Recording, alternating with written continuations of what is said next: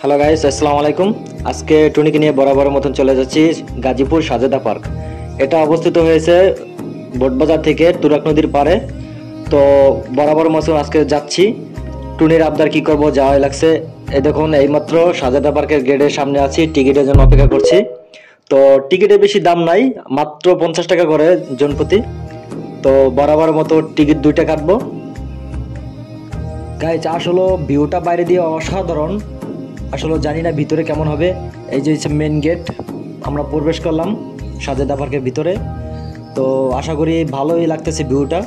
ভিতরে অনেক অনেক জায়গা আছে, আশা করি পুরোটা দেখবেন।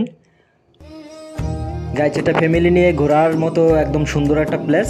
তো আশা করি আপনাদেরও ভালো লাগবে। আর যেহেতু প্রথম অবস্থায় আসছি, ভিউটা দেখে জোস লাগতেছিল।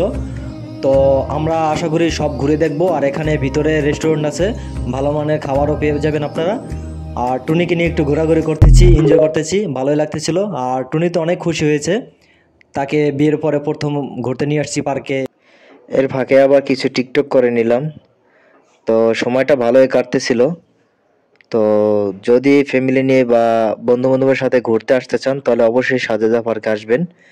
তো এখানে অনেকই ঘোরার জায়গা আছে, পরিবেশটা অনেক ভালো। ফটোশ্যুটের জন্য বা ভিডিও কোয়ালিটি ভালো আসবে, ফটোশ্যুটের জন্য পারফেক্ট জায়গা। অনেক ভালোভাবে সাজিয়ে রাখছে ফটোশ্যুটের জন্য। তো দেরি না করে এখনই চলে আসুন সাজেদা পার্ক। এটা লোকেশন হলো গাজীপুর বোটবাজার থেকে তুরাগ নদীর পাড়ে। তো প্রথম আশা করি অবস্থায় সবার ভাবছিলাম কাছে 50 ভালো টাকা লাগবে টিকিট, জায়গাটা। কি আছে ভিতরে, বেশি হয়ে গেল টাকাটা। পরে ঘোরাঘুরি করে দেখলাম না, 50 টাকা পারফেক্ট হয়েছে, বেশি রাখে নাই। তো এখনই চলে আসুন দেরি না করে।